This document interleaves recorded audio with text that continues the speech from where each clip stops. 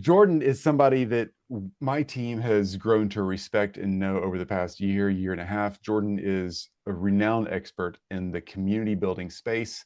He's a software expert. His team is unbelievable. They work with a software called Circle to build unbelievable, cool communities.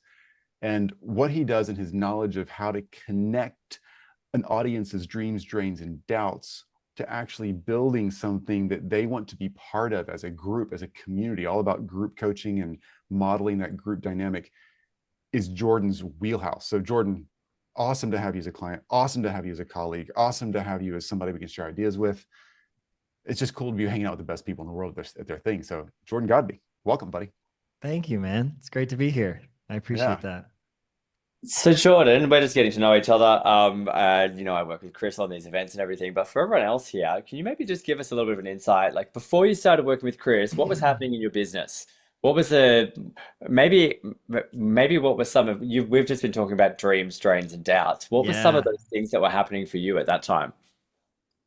Yeah. So I was doing one-on-one done for you services. It was going great. And then you realize you can't scale without hiring a bunch of people because we're selling our time basically. Right. And so having a bigger impact, getting more leverage, serving more people, those were all things I wanted to be able to do. And really putting my methodology, my framework, my steps, out there into a way that lots of people can use and I can guide them through that. So wanting to make that switch over into the done with you side of things and the coaching side of things. And I just knew, I'm a big fan of coaching and personal development courses and go to the people that are already doing those types of things. And so it's like, what's the shortcut? What's the path? What am I missing? What are the blind spots? And so that was some amazing nuggets that I picked up from Chris and that I've implemented since then. And so, yeah, happily now running multiple offers and running our second group coaching program, our second cohort right now. In fact, Yes. I just got off that call to come on to this one. We just wrapped up. So cohort Amazing. two is rocking, cohort one crushed, sold out both of those. So And yeah, good. it's been great. That's so good, man. So good. Congratulations. So, along the way, I'm sure that you've probably had some doubts that have popped up for you as you've done this. Yeah. Can you maybe speak a little bit to that? Because everyone here is committed to having a group program. Like that's why they're here. They want to all transition, but it can be scary making that switch when all you've known is, done for you or one to Yeah. one. Can you Yes. maybe talk about some of the challenges that you came up against and how you overcame them?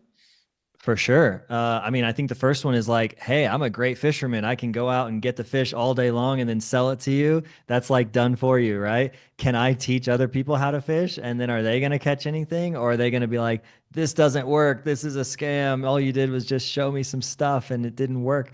So I think there is an element within entrepreneurship of leaps of faith. And I think you have to keep going through more and more leaps of faith. And it's the whole believing before seeing. It's like, well, yep, I'm gonna be fully committed to helping people get these results, and I'm not gonna do it all for them. So I'm going to tee them up to try to make it as easy as possible for them to see a plan, follow a roadmap, support them, coach them, guide them, and it worked. I mean, at the end of the day, like you can look for as much validation and proof ahead of time that it's going to work, but you're not going to really know until you do it. And so I took that leap and it worked well and I'm just really happy and it's mind-blowing honestly, like to see people go and execute and do the things that I thought I had to do for them and then they just went off and did it for themselves and they're like, that was so helpful, that was so valuable, that was so impactful, thank you so much. It's like, wow, getting the same result and I didn't have to do all the work. It's so funny because I think we get ourselves into these positions where we make ourselves feel, this might be the wrong word to use and it might sound offensive, but we make ourselves feel important by, I'm the one providing all of this value. I'm helping you get the result. And then Yeah. when in reality, it turns out we're actually doing them a disservice by doing that for them. Because when we're Mm. empowering them and we're using the power of a group to be able to get the outcome, they actually get better results than they ever could have if we just did it because we've got one track mind as opposed to like 20 people that are supporting them to help them to get that same outcome. So that's really, really cool. So you've sold out two cohorts now. What would you say the biggest challenge for you has been in transitioning from one to one to group, and how did you get over it? Hmm. Biggest challenge in transitioning. That's a great question because I think there's if you're familiar with the Hormozy equation, One of the key elements is likelihood of success. When you're doing it for them, you're kind of guaranteeing like it's gonna get done, you know? Your website is gonna be delivered on this date, right? Because I'm gonna code it all and build it all. But when you're teaching them, they're like, can I really do this? Right? Like, is this possible? Is this how hard is it gonna be? All of that kind of stuff. So um, I had to have, I would say, probably more sales calls in some ways. I had to have, instead of just the one and done. I think there's a belief out there in the online high ticket world that you can just do everything one and done sales call, right? And so I've had to have multiple, two, three, even four sometimes. Just they just they're missing one little thing, one more objection, one whatever. And so because I prefer going more high ticket and low volume, I'm able to invest a little bit more time in the nurturing of those relationships and those conversations and not just forcing it to have to be a one and done. So I would say that was a little bit of a transition for me, and really dialing in, getting more and more clarity on who exactly this is for and when is it the exact right time for them and when are they too early. Mhm. And just getting really honest and clear with people like, hey, I know you want to build a community. I know you've got these big dreams and goals and it sounds amazing and the thing that you do, your expertise, but you're actually just way too early right now because you don't have some of these other fundamental pieces in play. And I think people respond really well to that of like, yeah, I appreciate that, man. Instead of just like taking my money and promising me you're going to like build the world's best community in 6 weeks. It's like, no, actually, you need to go get this in order and then come back in a few months and then you'll probably be ready to go. I think that's a really good point because when you go into a group environment, you have a very specific structure that you tend to follow. Whereas in a one-to-one setting, you can kind of meet them where they're at, but you need to qualify harder when you have a group thing than if Yeah. you were one-to-one because you want to make sure that their experience is protected and that you're providing the highest possible service and making sure that you're not over-promising and under-delivering and all those sorts of things. So really, really good point. Have you found though, that since you've niched down and you've got these cohorts now, that it has become easier for you, even though there's some complexities in the initial stages that you need to figure out in terms of your sales process, which you've just talked about. Have you found it now that the deliverables are easier for you in that group environment than when you were doing them one to one? Well, I'm finding that the second time running the cohort is so much easier than the first time because Yes, yes, the first time was all about building all the content and all the steps and all the materials and all the templates and all the stuff. And now second time through, it's like all this is done.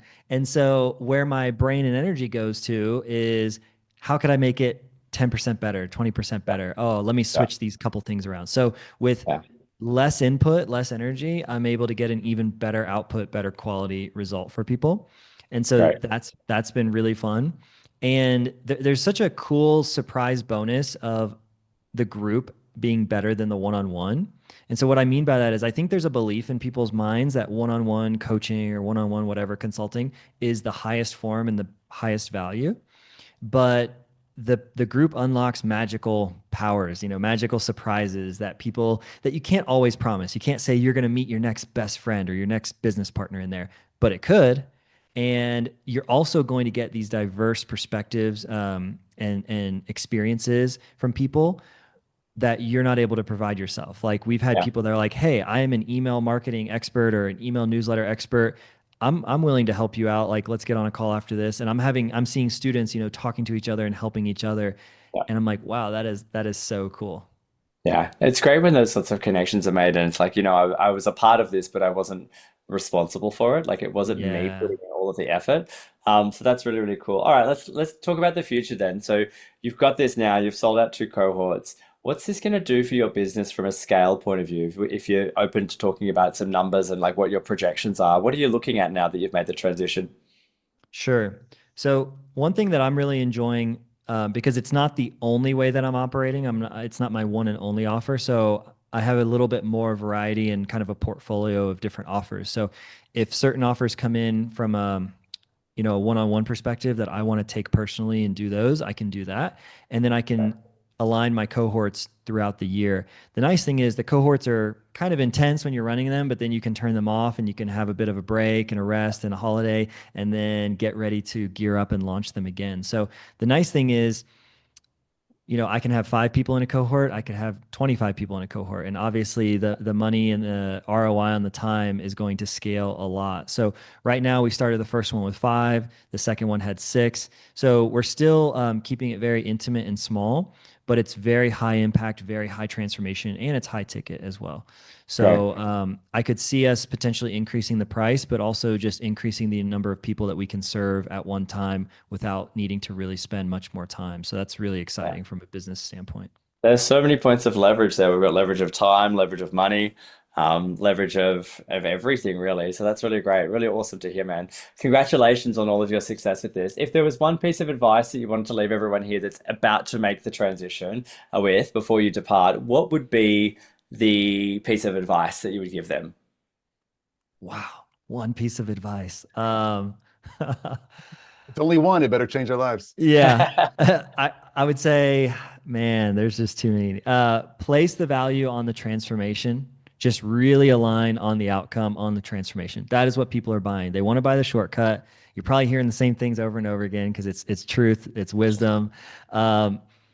People don't want more information. They don't want more stuff, more steps, more courses. They just want shortcut to the transformation. So you got to get really, really clear on where you're trying to take people. And if that's where they want to go, then they'll join.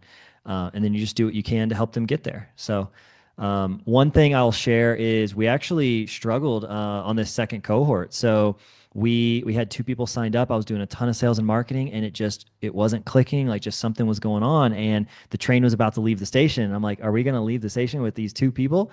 Because that might not be the best experience. If it's a group and one of them doesn't show up, then it's not really a group anymore. So we actually decided to just be really transparent. And maybe this is the tip, is just transparency, vulnerability. And I don't like to take the position of the sage on the stage. I know absolutely everything about everything, and I will give you the immediate perfect answer at all times to every question and say, you know what? I'm actually going to be a guide on the journey with you. I'm doing this in my business day in, day out. We try things, they don't always work. You're going to have to try things, they're not always going to work. It's really about adapting that mentality and mindset. So I try to lead by example. And when we had these only 2 people, I said, you know what, guys? Here's what we're going to do. We could start the program tomorrow or next week, but I think it's going to be a better experience if we delay by a couple of weeks, because there's a bunch more people that are sitting on the fence that I think are going to join. So if we delay by a couple of weeks and we get more people in this group, it's going to be a lot better experience for everybody. For me as a business owner, it's going to be a lot more ROI on my time, and it's going to be, a lot more interesting and exciting financially. And for you guys in a group, having 5 or 6 awesome people is going to be better than having 2 people. So that's exactly what we did. We delayed it. We sold out the rest of the people. We've started. Everybody's happy. Beautiful. Beautiful stuff. Jordan, thank you so much for joining us. Everyone, please give it up for Jordan. Thank you, guys. Really appreciate you, Jordan. Freaking rock star.